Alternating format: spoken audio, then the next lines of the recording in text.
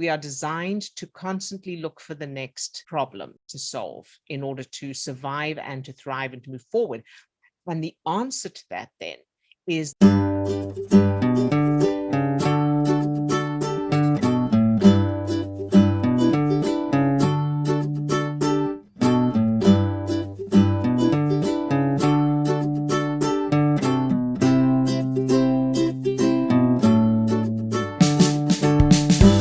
hi, Swasti. You're just in time. Hi, I'm so Hey, sorry. that's all right. How are you doing? I'm good. How are you? Very good, Good. thank you. Okay, so I needed help with something which I've been struggling with for a while. I've been allowing it, trying to create specific memories, but I can't feel the feeling. So basically what's happening is around my life, I feel like everyone is moving on. That's the feeling. It's like moving on and I'm not moving on. So that's what I want to work on, and feeling completely self-sufficient no matter what is happening around me. That's the general thing. Okay, all right. And when you say you're not moving on, how do you know you're not moving on? In what way do you mean that? So it seemed like that was a latent phase. Everyone's just drifting and doing life. And then it seems like something big has happened in their life, like a new relationship or a new job or moving to a different place. And then I feel like nothing's happened in my life though. Nothing big and implosive has happened. Apart from starting your next year of medical school. Yeah. Yeah, that's the thing. So this is where I want to get to. My final destination is that I want to feel like I'm grateful for what I have. So that is being in med school and getting this far and starting, placements in hospitals and finally doing what I dreamt about for so many years. But I don't feel that. Instead, I just feel a lack of, I don't have that. I don't have this new thing. Isn't that interesting? And I wanted to, because somebody else spoke to me a little while ago about receiving a sum of money that they had wanted. And it came to them what they wanted, but they didn't feel anything. They didn't feel happy about it. Yes. Yeah. This is a really great topic. So thank you for this, Swasti. And of course, it's because it's not the thing that gives you the feeling. Yeah. So as I said to that person, it's the money itself can't give us feeling. And I remember hearing this, before I started changing stuff. And, I remember people saying, you can't get your happiness from other things and that. And I remember thinking, yeah, no, I can. That is what I need to feel happy or feel safe or whatever, because I didn't know then about the physiology of it. So recognizing that what we feel inside us, so feeling fulfilled or feeling like you are moving on or that you're happy with everything, that kind of thing. And for this other person, feeling happy in general about the money is happening, literally neurons connecting, chemicals. That's all it is, the things outside of us. And I know you know this, I'm kind of covering in a little more detail for everybody else as well.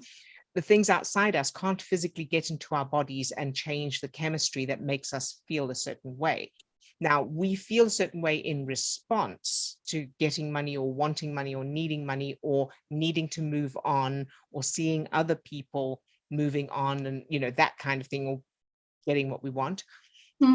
But the response is not determined by the thing, it's determined by our childhood references and where we're putting our focus in the moment. So in other words, neurons connecting. So it doesn't matter. So you could get into a new relationship, or you could move, or you could win the lottery. And there may be an initial, it's fantastic. But then it would go back to the status quo of nothing's happening. Yeah, nothing's happening. Yeah. Yeah. And I've had that feeling myself as well. Yes, happening. That's what it is actually. It's like waiting for something to happen. But when? And when That's what? Right. That's right. And I know what my reference for that was.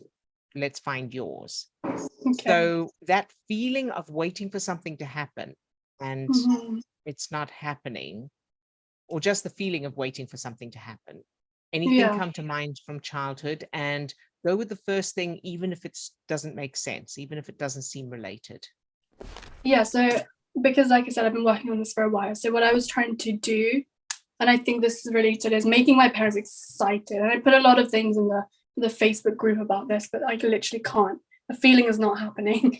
So my Oh, parents being excited about, so this was a suggestion, my parents being excited generationally, and then therefore they can give me that excitement about things, you know, like about most mundane things. But they're very bland in my mind. We don't have that connection feeling, or we don't have that excitement together. Yeah. okay. So something that has occurred to me as you were saying that, and I think this is going to apply to a lot of people, is a lot of us tend to protect ourselves by not getting excited about things. And that often comes from the parents who are protecting themselves from don't get too excited. Well, we'll see how it, we'll see. I'll believe it when I see it, that kind of thing. And what that is it's survival, of course, it's protection, because it's quite vulnerable, or it can feel quite vulnerable to get excited about something. And I remember having that reservation, oh yeah, that's nice, and not being too expressive. Yeah. And it's not just expressive, it's not feeling it. It's not Yeah. really allowing yourself to feel it, because you are on guard, because it may not last, or it may be a trap, or it may, it may not be what it may be an illusion. You may get punished for wanting it, or, there's all kinds of possible references there. And one of the most liberating things in the world for me was discovering that it was safe to get excited about stuff, and it was safe to be happy without being on guard. Does that make sense so far? Yeah, that makes sense. Good.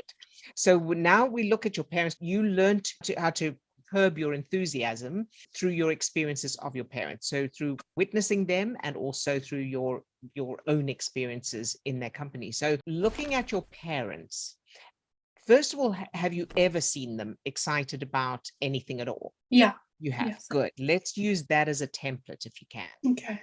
Okay. So you can think of one thing at least that you've seen them excited about. Yeah.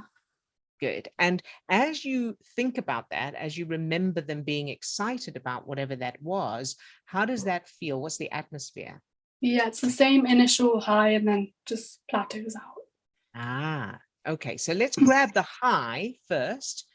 So take the scene to the high and press pause. Stop it at the high. Can you do that? So now they're paused at the high, and what is that like? That's great. That's really nice.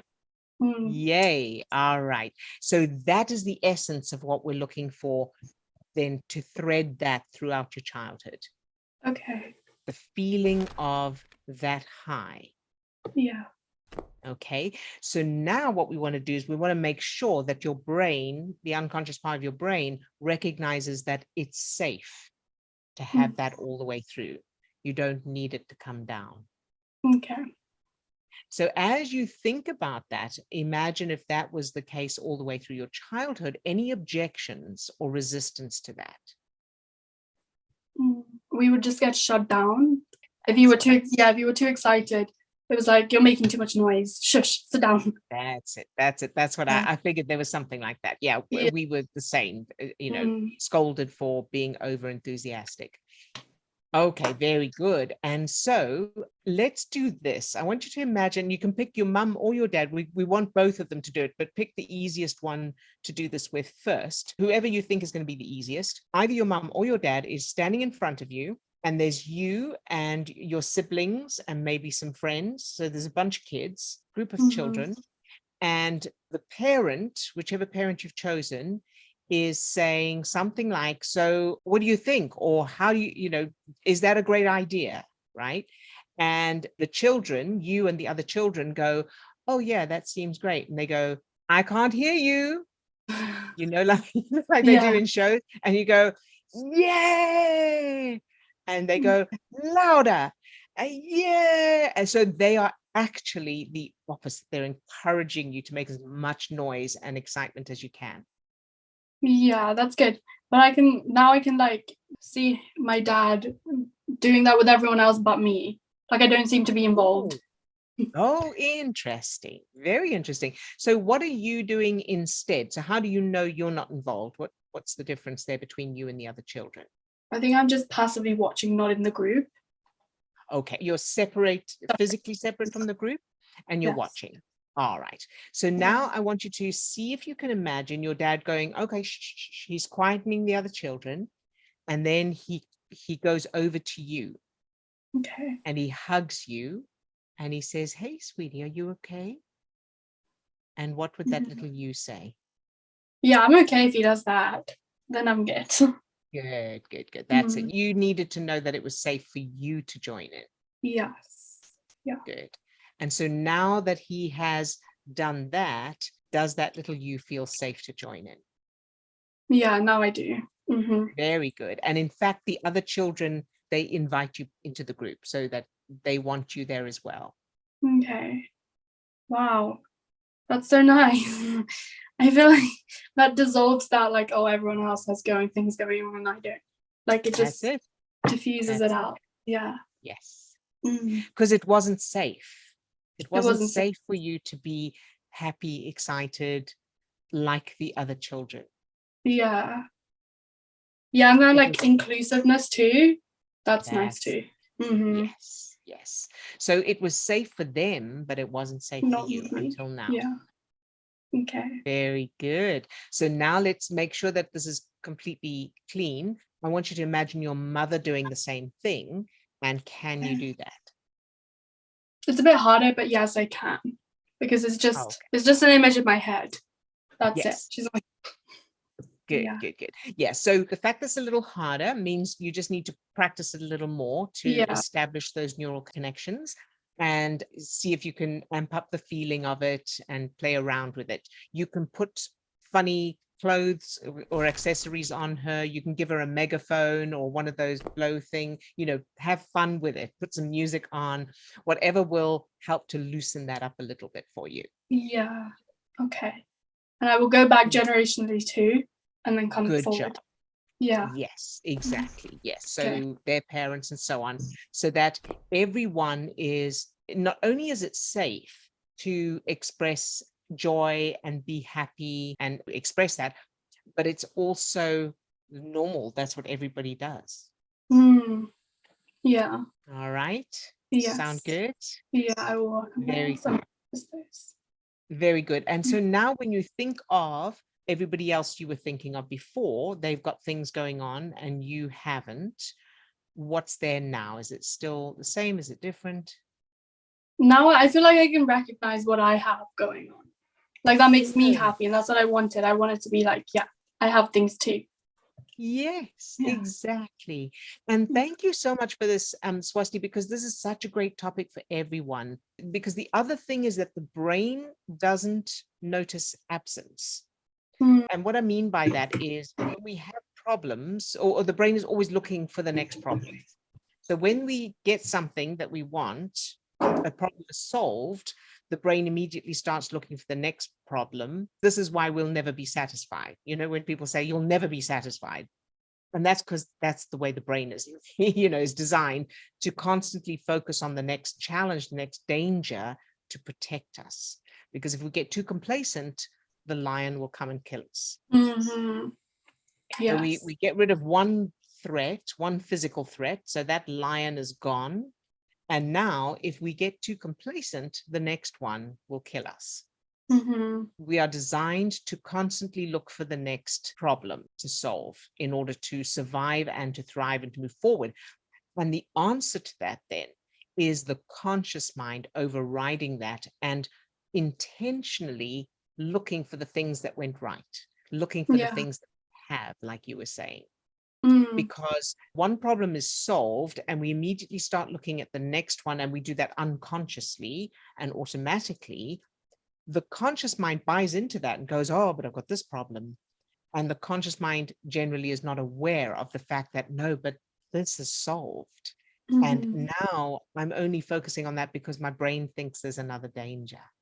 Yeah. Right? Yeah. Yes. So if you look back to when we first met, when you didn't even know if you would pass the test to be able to apply to university at all. Right? Yeah. And to be 3 years in now. In medical school where you wanted to be. Yeah, no, I did recognize those, but I was like, why didn't I feel anything? Because even walking around this city, I feel like this was one of the most amazing like bookmarks that I still remember. It's like being in this city, which I'd never like imagined would make me so happy. Yeah. And, I've had the same thing with moving to America. It's what I've always wanted. And I was aware when I arrived here, and I kept saying to Steve, I never want to get used to it. And so I intentionally notice things like the letterboxes, the mailboxes that are different, to England and South Africa, and the yellow school buses, and all the things that are novelties for someone who's didn't grow up in America, who's now in America. I intentionally still notice them. What I mean is I am intentionally, consciously still making a point of noticing them. Because the brain gets used to starts ignoring stuff because that's, it's the next thing. And every time in the morning when I come and make coffee, because for me, coffee machine is a very American thing. I didn't have that, in South Africa or England. It just feels like really American. So when I make coffee in the morning, I feel it, I think, oh yeah, look at me living in America.